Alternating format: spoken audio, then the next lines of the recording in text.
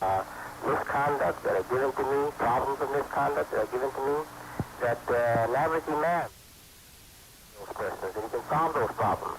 We have so many problems. The bulk of the problems, the bulk of the questions that come to me are questions and problems that the average imam can solve. And we have qualified leaders here in Chicago and throughout the world community of Islam in the West who are well qualified to handle problems, most of the problems that I get. And I'm convinced that those problems will continue to come to me as long as I'm available. So I resigned administrative leadership, that position of administrative leadership here in the community of Islam in the West. I resigned that position so that I will be free to do more, to be of better service to each and every one of you, better service as a propagator of the faith or the propagator of Islam, as one attracting more people to Islam, as one fighting the evil influences in society. I can be of better service to you. I can be of better service to the mosque. I can continue to give the mosque, the Brazilian newspaper, religious articles. I can continue to give the mosque religious speeches. To lead the Jumu'ah service, the Jumu'ah prayer, and the Jumu'ah service. But I can also be free to do many more things in the city and in the West and elsewhere, I'm sure, in Africa and other places where it's necessary. I'm sure that you'll be proud of a leader who's going and spreading the good word of Islam and who's sharing the teachings that you now have accepted with other people, so that our community will not just be a community limited to a few hundred or 2,000 people in the mosque of Chicago and in other mosques throughout the United States. It will grow to be a community of millions. We have the kind of leadership and the kind of clear explanations and interpretations, teachings that will help many thousands and millions of people come to clear understanding of what religion is all about, and they'll be able to make a choice for themselves what religion they want to belong to, and I'm sure that the majority will choose to belong to Islam. We have a great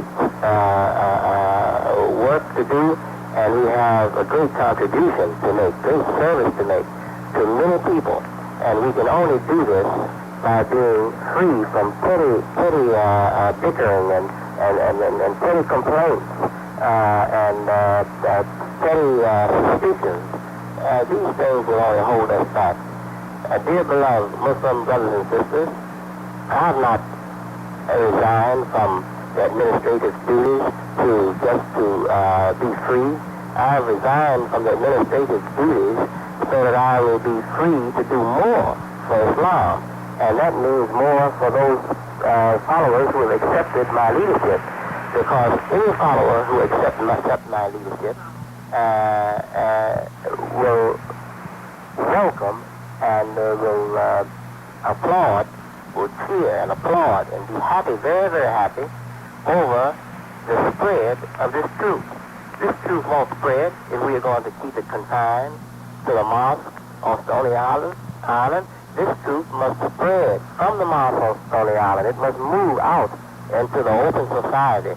It must go wherever there's an open door to it, wherever anybody is ready to listen, wherever any society is ready to receive it, wherever there's a reception for this truth must spread to those areas, to those persons, to those corners. And dear beloved brothers and sisters, believe me, I know that most of you understand my decision, and you know that it's impossible for me to resign my responsibility to Islam, to the Muslims, and especially to you who have accepted my leadership. You know it's impossible for me to resign that responsibility, and you don't have any problems. I'm sure you understand that I'm just getting away from obligation, from being tied to mosque number 2, so that I can do more for the cause, so that I can spread this truth to more people and further.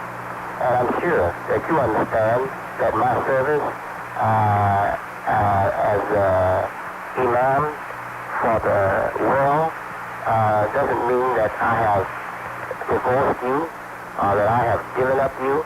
It only means that I am moving out so that I can bring more people together with you. If I remain just as the imam of Mosque number 2, or the imam of the world community of Islam in the West, then people, when they hear me, they think that they're being addressed by someone who already is tied up, who has who is not free to help them come to Islam. They think that they can only